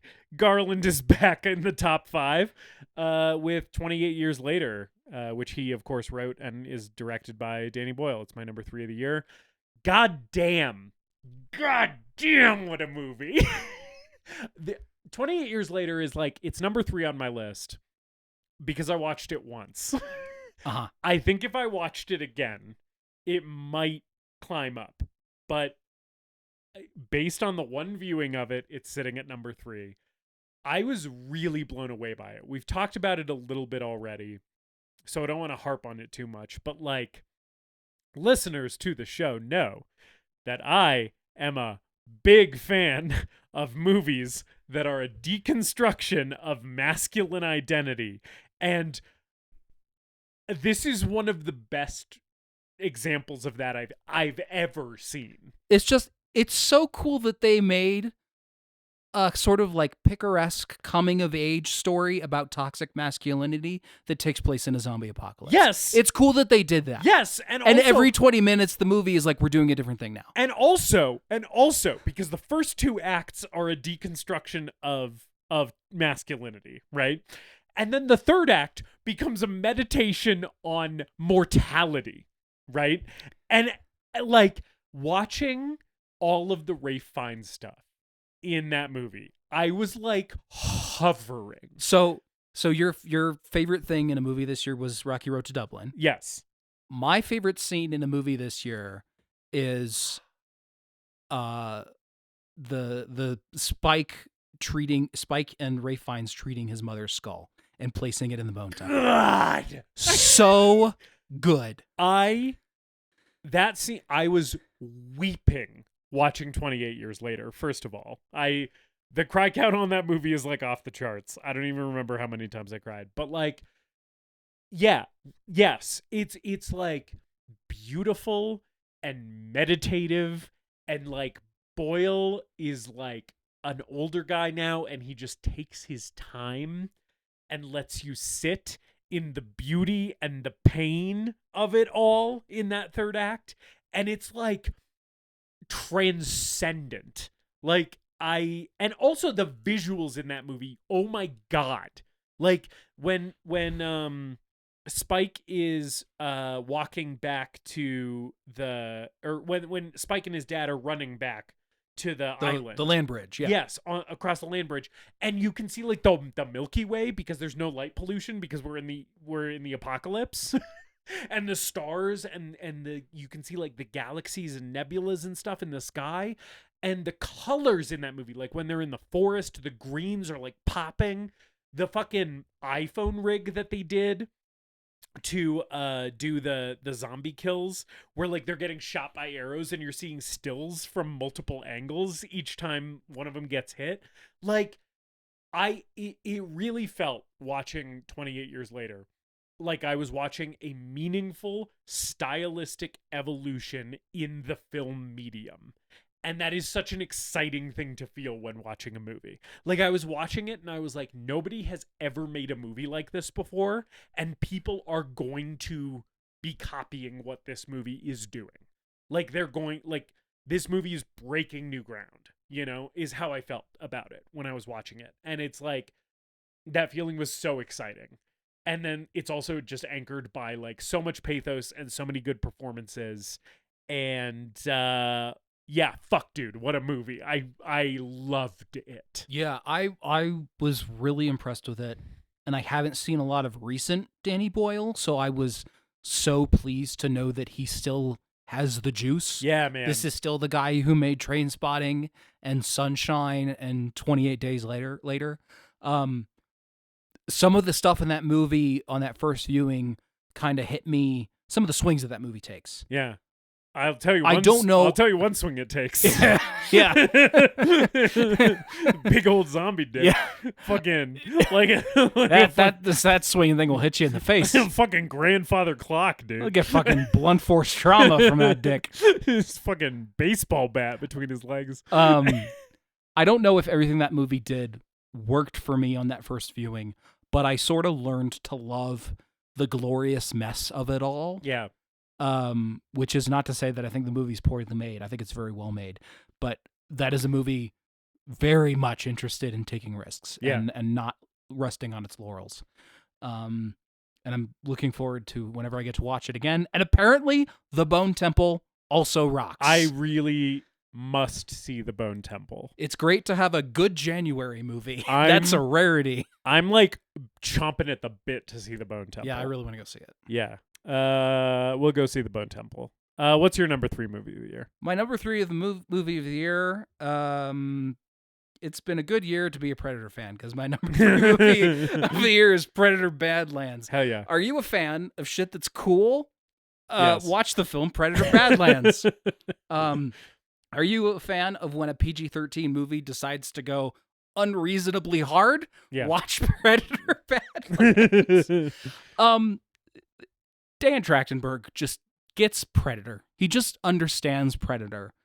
And I know this movie had some mixed reaction because of the PG-13, because of some of the humor in it. I kind of took that all in stride because it is so violent and goopy and gross and fun. And it's goopy and violent with like green alien blood so they can get away with the PG-13 rating. But I was reminded of movies like Kong Skull Island that just feel like a mashup of everything the director loves in a genre flick, in a popular IP that's just done very well and shows us a different side of this world. I think the 2 performances in the movie, Elle Fanning in a double role and Demetrius Schuster Kolomatagani, who plays Deck, the Predator. Yeah. If I said that wrong, I apologize. Yeah. Both of them are great. It's so clearly influenced by video games in a good way. And it's just fun to like dive into the Predator lore more, dive into the Yautja lore, see a Predator as like the protagonist for the first time. It just hit me on like lizard brain lizard brain level. There's mechs in it. There's a fucking Hell mech yeah. fight. The early in the movie, he's fighting his brother. The movie starts with him fighting his brother as like a ritual thing, and then he's like, "Well, you have to go complete your trials to become a member of the clan." And they pull up a fucking enemy select screen, and they're like scrolling through different planets to pick which boss he's gonna fight. And then his brother goes, "You must go to Genna, the death planet." And I'm like, this movie's gonna be fucking awesome. Yeah, I want to go to Genna, the death I want to planet. see what the death planet is. I just had a shitload of fun with it, and I saw it in a packed theater in like the second row, all the way on like one side of the theater. So I was craning my neck the whole time, and I Yeah. was still having like the time of my life with it. So Hell yeah. I thought it was fun as shit. Hell yeah. And I'm really excited to see where the Predator franchise goes from this. I gotta watch it. I gotta hit up Hulu. Yeah. Yeah. Cool, man. Yeah. Hell yeah. It's my turn to say number 2. Yeah, what's your number 2? My number 2 movie of the year is it was surprising to me. The reason that it was not most surprising is because it had to show up as number 2 on my list.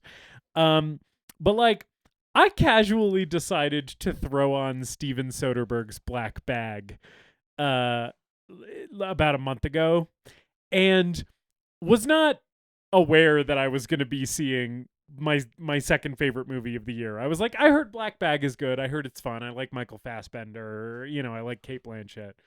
And it's so the main thing that I want to let our listeners who haven't seen Black Bag know, if I can instill anything in you about this movie, is that it is so fucking sexy. Black Bag is easily the sexiest movie I saw all year. And nobody is ever naked in it. It is just like it's simmering with fucking sexual tension, and like everyone is so hot in it. Michael Fassbender and Cate Blanchett have like incendiary chemistry. It's like white phosphorus. It's like melting through the screen.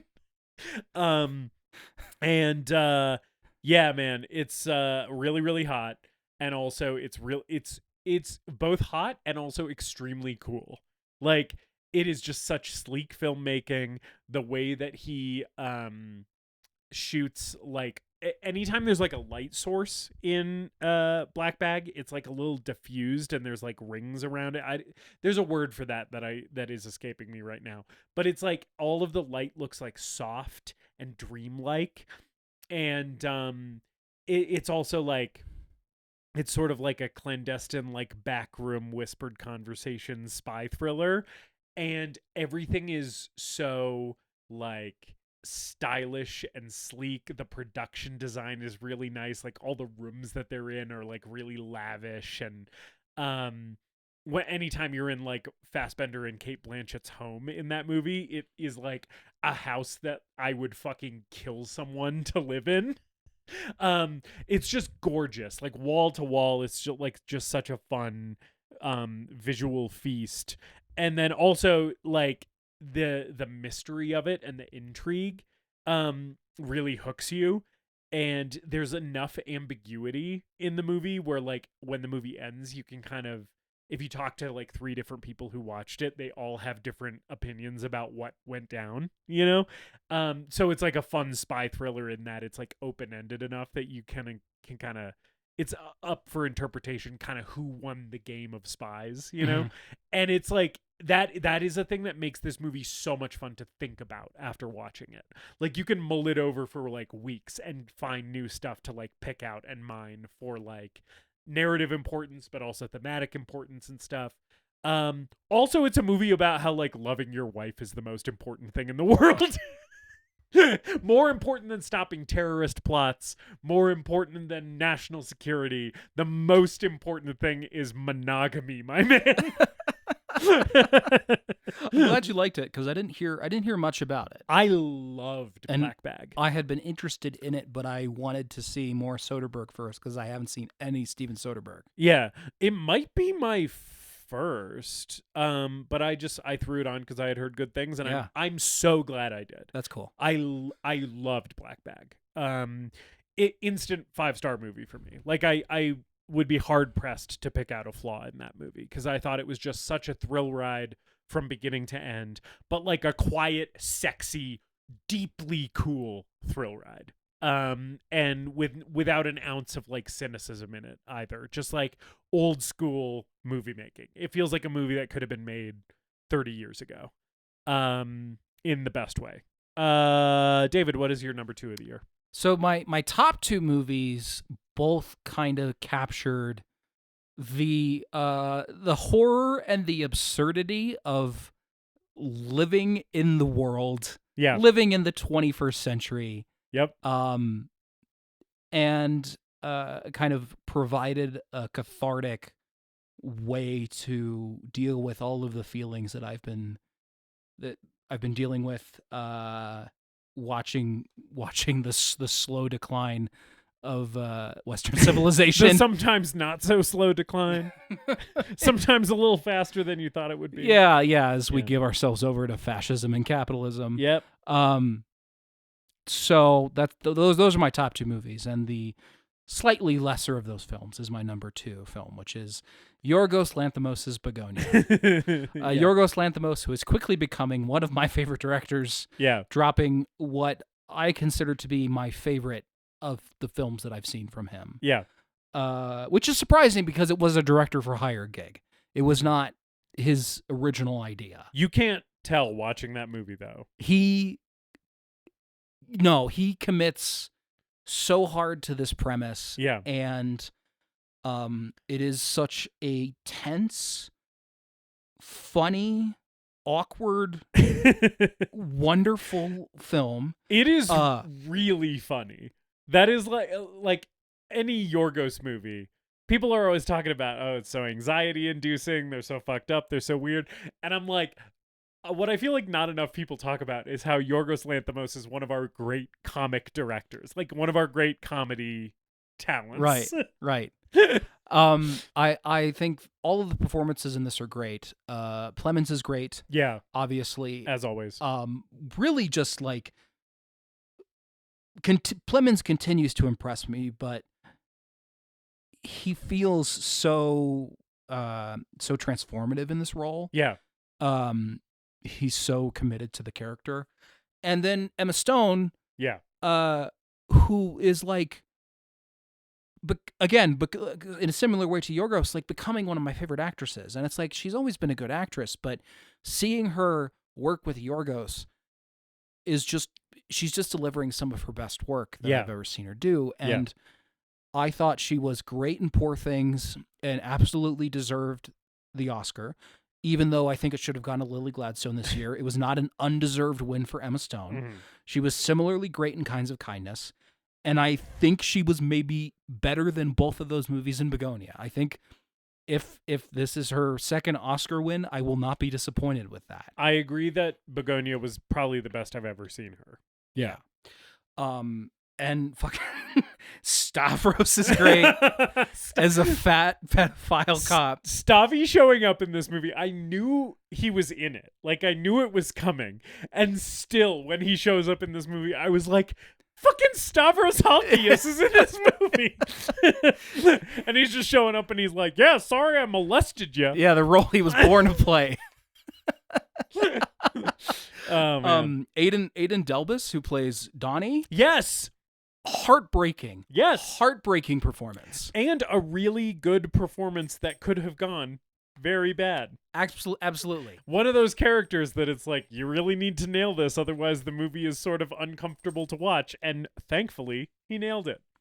Also, just like in any Yorgos movie, at least any Yorgos movie I've seen, which is 2 of them, there's a moment where like the movie has sort of been awkward and uncomfortable and anxiety inducing, but nothing really violent has happened yet. Yeah. And then suddenly there is like a really shocking act of violence. Begonia deploys that to probably the greatest effect I've seen it deployed in a movie that takes that kind of approach. Right? It juggles its tones and its themes and the way that the plot shifts so effortlessly. There is, up until like the final minutes of the movie, I don't know what is going to happen next. Yeah. And I think the final minutes of the movie are so bizarre and funny and simultaneously profound. Yeah. And also, like, the score's great. Yeah, it is. We didn't... no one's been talking about this score, but Begonia has, like, this incredible, dramatic, overwhelming horn theme that plays while, like, Jesse Plemons is riding his bike. Yeah. But it makes you feel... And I think any like, the sign of a great movie makes small stakes feel like the whole world is at stake. Yeah. And this movie does that very literally. Right, yeah. Where it's seemingly, to these characters, the seemingly small stakes are deciding the fate of the world. Mm-hmm. And Jerskin Fendrix's score does a great job of conveying that to the audience. I loved Begonia. I had my shit rocked with Begonia. Yeah. Pretty major plot spoiler. So if you've made it this far and you haven't seen Begonia and you plan to, maybe, I don't know, like skip like a minute and a half ahead in the episode. But just like, I do have to say, I love that the aliens are real. Because like, as I was watching the movie, I was like, this could go either way. Either way will probably work. But deep down, there was a part of me that was like, I'm not going to like this movie as much if it's either ambiguous or a definite no on her being an alien. I think his decision to commit was, or you know, the script or him, wherever it came from, because it's a remake. The decision to commit to the aliens being real was really brave and really effective for the film. I love it so much. I love their silly crocheted fucking bodysuits and their big hats. It's delightful. But at the same time, I don't think the ending totally matters to the events that have transpired before it. I agree. It's more about the journey. Yeah. And then like the ending is just like, well, this is a way to wrap this up. You know, a fun way that fits, you know, narratively and thematically. But like, I agree. What came before is more important. Right. It hammers home the themes. Yeah. Rather than providing any kind of narrative closure. Yeah. It still leaves things, I think, fairly ambiguous. Yeah. You know, Emma Stone also fantastic in Eddington this year too. Okay. I didn't know she was in that movie. Yeah, she is, and she rocks in it. She leaves Joaquin Phoenix for Austin Butler, who is basically playing David Koresh in that movie. Yeah. And she's like bedridden and like a religious fanatic and stuff. She's fun. She's in like fun, like crazy mode in that movie. Begonia is a better performance, but she's also a lot of fun in Eddington. Yeah. All right, what's your number one movie of the year? David, I think we have the same number one movie of the year because there's a big title. There's a big title that we have like alluded to in this episode, but neither of us have included in our top 5 yet. Right. It's one battle after another. It's PTA. It's Paul Thomas Anderson's One Battle After Another. It's one of the best 3-hour. It's one of the best movies I've ever seen. Yeah. It's my favorite Paul Thomas Anderson movie? It's my favorite Paul Thomas Anderson movie that I've seen, yeah. And I haven't seen that many, but yeah. A director who, like, I haven't seen all of his movies. Yeah. And the ones that I've seen, I need to go back and watch again, like There Will Be Blood, probably. Yeah. But what the fuck, man? It's so good. It's so good. I think Leonardo DiCaprio has literally never been better in a movie. Leonardo DiCaprio has consistently for the last few years, I would say probably like the last, we'll just say like the last decade or so, since Revenant. Yeah. You know, every movie he's put out, I'm being like, oh, that's the best I've ever seen. He keeps topping himself. He keeps, right. Yeah. Because it's like Once Upon a Time in Hollywood was a new high, and fucking Killers of the Flower Moon was a new high. And now it's like, oh, he did it again. This is the best he has ever been. I fucking love him in this movie. What a cast. Like Chase Infinity in this movie. Chase Infinity whips is like, where did she come from? She's amazing in this. And she's a fucking movie star. Like, anytime she's on screen, you cannot take your eyes off of her. Yeah. Like, she's just she has so much like gravity to her. Like fucking Sean Penn, an industry veteran who like sucks as a person, but it rules in this movie. Like, he's like orbiting her, you know? And it's like she's holding her own with this guy who's been on screen for fucking like 4 decades. You know, it's wild seeing her like command this much power in this movie, and at such a young age, it's like so impressive. We already sort of talked about Benicio too, like a little bit, but like, fuck, dude. Yeah, like I can't even comprehend what makes that performance one of the best things I've ever seen in movies. It's just one of those things where he shows up and you just feel it. His particular thing in that movie is so specific and also subtle and warm and genuine.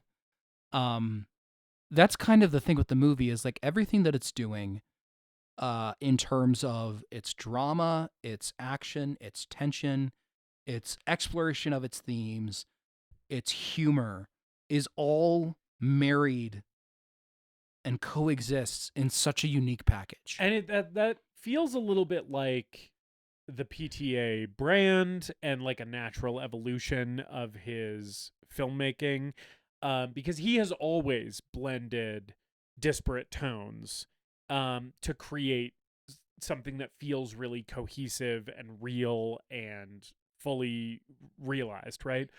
But I think this is the best example of that. Yeah. You know? And it's like the movie is so fucking funny. And I was like laughing my ass off watching it. And then at the same time, I'm sobbing at points.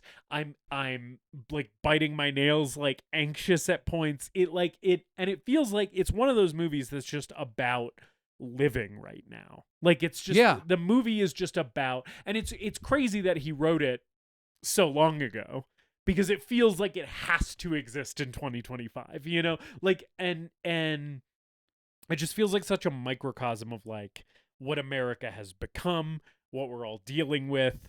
You know, we got all these fucking Christmas adventurers fucking legislating and deciding that the Constitution doesn't matter and shit. And it's like, and the joy of collective action is like highlighted in the movie so to such great effect, but also like the pitfalls of like making a revolution about you. Right. Is like highlighted in such a specific way. And there's like, it's one of those movies that I feel like you could take a college course on this movie and you could like write a master's thesis on it and you still wouldn't hit everything that there is to hit in this movie. Yeah, I mean, like, to a certain level, it's like bottomless. Yeah, like to a certain level, the Leonardo DiCaprio character is kind of a self-insert for Paul Thomas Anderson. Yeah. So he's exploring that too. Yeah, but he's also literally me. Like, watching the movie, I was just like, well, this character is me. He's like, I just want to get stoned and drink and drive. And instead I have to like stick up for people whose rights are being taken away, and I feel a moral responsibility to do that, but also it sucks that I have to get off my couch and like learn how this fucking iPhone works. Yeah, it was so entertaining, and also just had me reckoning with everything that's going on and continues to go on in the world. Yeah. And I think as far as like mainstream anti-fascist cinema goes, you can't get much better than this. It's it's a really special movie. Yeah. It's a really special movie that feels like it is saying something bold and unapologetic at a time when like people need to be saying things boldly and unapologetically, right? And we also haven't mentioned Teyana Taylor. Teyana Taylor's great. She has like that's the other thing too. A well-deserved Golden Globe win already. There are so many great performances in this movie from great actors that are relatively minor in the grand scheme of the 3 hours. Yeah. But leave such an impression on you. Teyana Taylor, like... Jungle Pussy? Oh, man. We didn't even talk about Jungle Pussy? Yes, her name is Jungle Pussy. Oh, man. If that woman pointed a gun at me, I would come in my pants.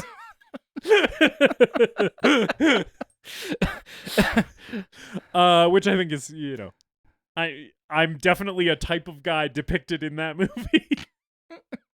I like to think that I'm more on the Leo side of things than the Sean Penn side of things. Sean Penn also is one of my favorite weird, tense little sex freaks of all time in One Battle After Another. I love that, like, the movie wastes no time in being like, this guy has wires crossed, and he has to have like a gun shoved up his ass in order to come. And it's like, the movie's like unambiguous. Certainly about that. walking around like he has one on his ass. Yeah. One of my favorite moments in that entire movie is when Chase Infinity asks him why his shirt is so tight. And he's like, it's not because I'm gay. I don't like men. I like women. Yeah. Yeah. Oh, what a good movie. Good movie.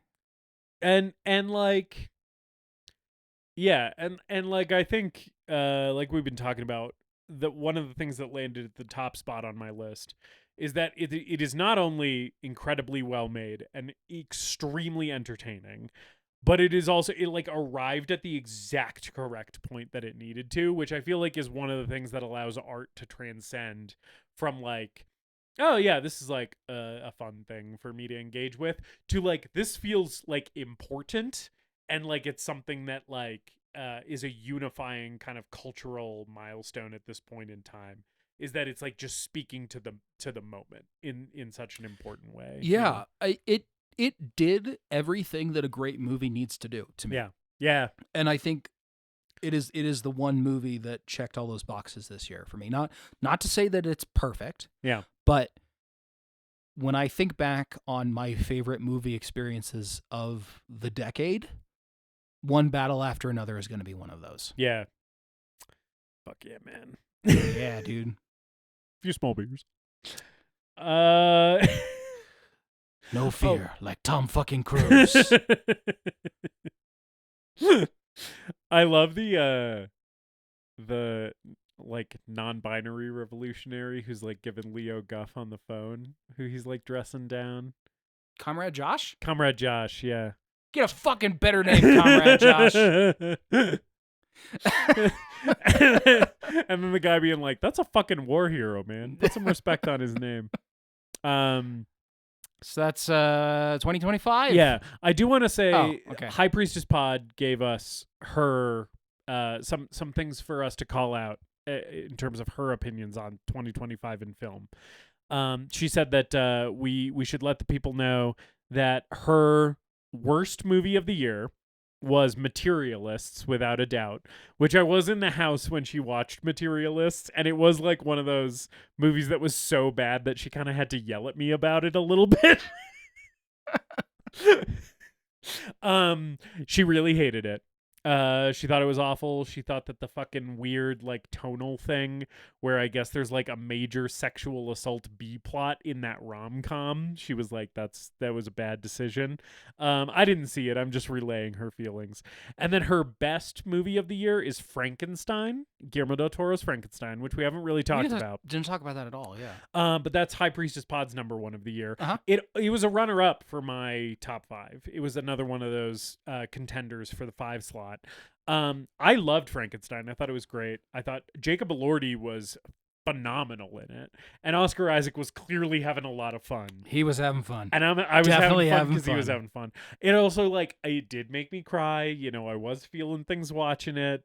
I thought it was very like stylish and very fun, and you know, Guillermo still got it, man. Yeah, I liked it. He made another foundational piece of monster fucker cinema.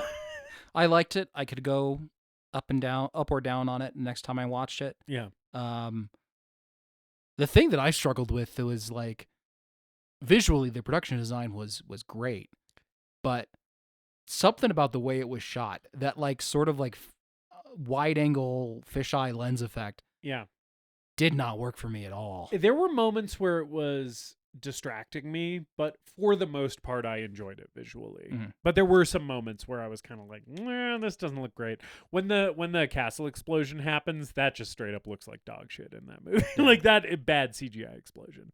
So it's like a mixed bag. But I'm overall pretty positive on it. And I thought it was really well written. I really like the script. And High Priestess Pod also wanted to give a special shout out, like her honorable mention is Companion, which is a movie that I also like enjoyed. Yeah, Companion was fun. I thought it was fun. It was like one of those like little kind of medium budget sci-fi, like we're gonna throw this out there and like some people are gonna appreciate it and otherwise it's gonna go mostly ignored. And I think it's cool that we're still making those. And also Jack Quaid is a man who I am sure is lovely in person, but every time I see him in a movie, I want to punch him in the face.